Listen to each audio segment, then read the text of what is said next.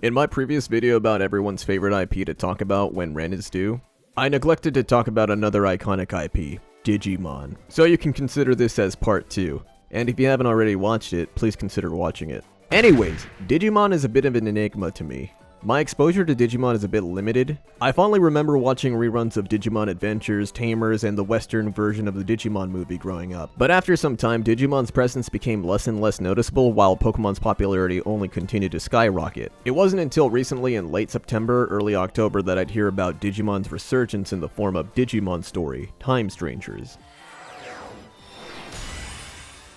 Digimon Story is a turn-based creature collector JRPG developed by Media.Vision Incorporated and published by Bandai Namco, released on October 2nd of 2025. You take the role of either Dan Yuki or Kanan Yuki, an agent of Adamus and a Digimon tamer from an apocalyptic set future caused by war between Digimon breaching into the real world. To give a brief summary of the plot without spoiling too much, due to a fateful encounter with strange anomalies, the protagonist finds himself 8 years in the past, before the event known as the Shinjuku Inferno happens, and are now tasked with helping the digital world of Iliad to prevent the destruction of the world. Time Stranger's gameplay loop honestly surprised me with how much it has going on in the core mechanics. You initiate combat with a team of 3 Digimon at a time while having an additional 3 Digimon in reserve to either swap between when looking for a more advantageous matchup or to replace a KO'd teammate. On top of the usual turn-based gameplay, you'll occasionally get a button prompt that gives you an additional effect if pressed at the right time. These effects can range from extra basic attacks to applying debuffs. It all really just depends on your Digimon's personality. At first you start off with just one of 3 starter Digimon, but quickly build up your roster through battling. Digimon that are beaten in combat are scanned and add a percentage of that species to your Digivice. The percentage varies on the Digimon's rank, but once it hits 100%, you can summon and add them to your party. Though it's generally better to wait until reaching 200, so when you summon that Digimon, their stats and potential are much higher. It's kinda like making a stock market investment that won't ever crash. Every Digimon has its set of strengths, weaknesses, and access to species-specific skills to help it stand out, while having 4 customizable slots for more skills, and 2 additional slots for item augments that add further flexibility and role compression to your teams. On top of that, there's also the Digivolving and De-Digivolving mechanics that really let you run wild and try out other Digimon that might be more useful in certain situations. As you progress in the story and do side quests, you'll get anomaly points that can be spent on skill trees that affect your tools, your Digimon stats, and most importantly, the ability to digivolve your Digimon further in order to tackle future encounters and bosses along the way. As your agent rank increases, so does your access to stronger Digimon evolutions. But one tool that helps out a lot in combat is your Digivice's cross arts. You can only have one cross art equipped at a time, but their effects are pretty powerful and diverse, ranging from party healing, an omni-stat boost, or dealing big damage. Me personally, I just stuck to using damaging arts. And while it might be perceived as a low IQ, prokaryote, unga-bunga tactic to try to kill something faster, in my defense, you can't reasonably tell me my phone gun loaded with 5G energy has a higher purpose than that. Speaking of higher purpose, on the off chance you have a surplus of Digimon lying around that you don't want to use, you can synthesize their data in an occult-like fashion to boost both the stats and levels of other Digimon you're using or planning on digivolving. But if you don't feel like throwing away your Digimon and want to save them for later, you can alternatively send them to the Digiforms, which is oddly not a euphemism for killing, but just another way to train a Digimon's stats, change their personality, and gain XP. And I would talk about card battle, but if the Yakuza series has taught me anything in life, it's that the homeless have a better functioning hierarchy than the rest of society, and I will never progress in a game if I play the side content. So at the risk of my journalistic integrity and gamer status, I will not talk about it other than just mentioning it. But I will talk about Time Stranger's presentation because man does it make a strong impression right away with the beginning with its stylized opening, and it keeps its visual spectacle throughout its run both when it's telling the story and through the gameplay. There are over 450 available Digimon to use, some locked behind pre-order bonuses and DLC, which might bother some people who feel like Time Stranger's roster of Digimon cut their favorite for another 50 Shades of Greymon, but I'm fine with what's available in the base game since it already feels like there's more than enough variety. The animations for signature moves and just moves in general look great too and help sell the feeling of power that some Ultimate and DNA Fusion Digimon have, along with just feeling like an absolute power fantasy when using them. Time Stranger's soundtrack is also pretty good and helps elevate the tension in battles as well as set the mood for scenes and environments that they play in. Some of my favorite tracks are the Abyss World's present theme and the Future Factory World's theme. I don't know, I'm a big fan of implementing environmental sounds into a song. The devs at Media.Vision really put a lot of love into Time Strangers, and it shows. I found myself really enjoying the game for its whole run, but I do have my thoughts and critiques. The game really does feel like it's about Inori Masono and Agiomon, which isn't a bad thing, but it sort of makes the agent feel like a bit of an engine for the story to progress instead of an actual character in the narrative, and that gets made clear as soon as you progress to the later half of the game. There are some glaring plot holes in Time Stranger's story that I won't get into for the sake of spoilers, but I do think it's hard to avoid when telling a story with time traveling shenanigans involved. And this one's just preference, but I found the game to be pretty easy when playing blind on hard mode. In part to something that I didn't mention, which was guest members. As you progress through the game, there will be times where you'll be given additional NPC partners that'll help out in fights. Whether they'll heal you, sponge up hits, or deal pretty significant damage. The frequency of guest members that join you isn't sparse and removes the challenge of a lot of fights, which is really a shame since some of the boss fights in this game have some pretty interesting gimmicks and mechanics that add even more to the game.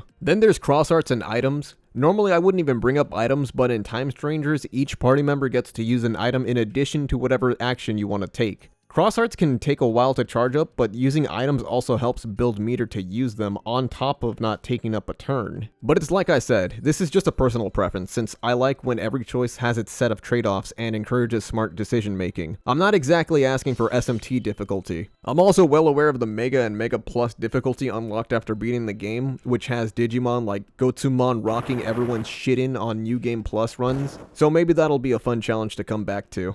Overall, I'd say Digimon Story Time Strangers is a solid JRPG and an amazing revival title for a fan of the series or anyone who just loves creature collectors. It has the same badass monster and mecha designs I once remember seeing while having a large selection of feminine designs for those who've mastered the art of baiting. But even with that said comes the unavoidable stigma of being compared to Pokemon. Both Digimon and Pokemon have a deep, rich history considering they were created around the same time. Pokemon hit the scene with Red and Green in Japan on February 27, 1996, while Digimon made its debut as a virtual pet on June 26, 1997. And while Digimon's virtual pets did come first to the US on December 5th, 1997, Pokemon's aggressive marketing and introduction to the US was far more impressionable and impactful in the forms they were brought over during their introduction in 1998. Digimon would eventually get its anime and a game for fans to experience, but by then Pokemon had already made itself a household name across the world.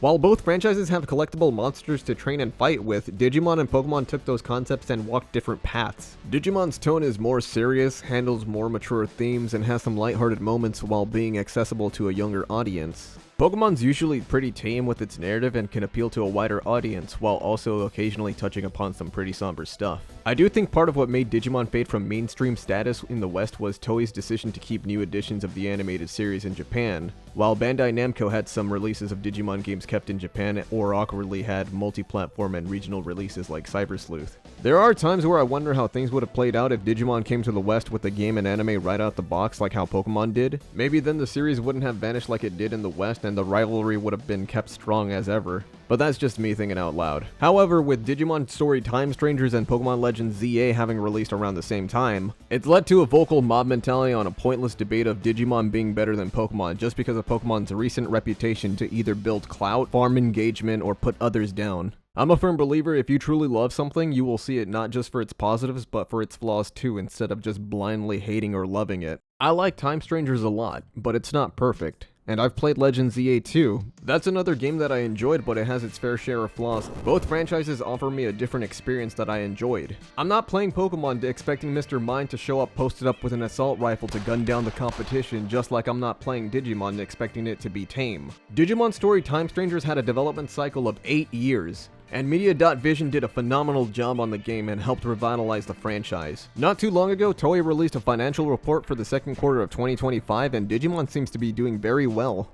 But what's really impressive is that the report ended on September before Time Strangers and the Beat Break series released. Pokemon Legends ZA had a development cycle of 3 to 4 years with a delayed release, possibly to release a Switch 2 version and with a budget of $13 million, and sold 5.8 million units on its first week. All this despite the review bombs that it's been getting as of recently. I'm not bringing up numbers to try to put either game on a pedestal because that would be disingenuous and undermine Digimon's ability to stand on its own merits, and for Pokemon it would mean to blindly look past what can be improved upon. I'm well aware that the Pokemon games can basically be seen as advertisement for the merchandise that makes up most of the franchise's revenue, but that does not excuse them from valid and thought out criticism. I do believe Game Freak is capable of making amazing looking games when they give themselves an actual budget and time to work with. Just look at Beast of Reincarnation. And I'll say this now, even if they did make a theoretically perfect Pokemon game, people would still find ways to bitch and complain about it. That's just the way things are. If I ever feel like I won't like a future title, I just won't get it and I'll play one of the older games. I'm just tired of the mob mentality around these games. People often get fixated on a perfect experience or the idea of what they think a franchise is about, that they forget that games are meant to be enjoyed. If you like Digimon, cool. If you like Pokemon, cool.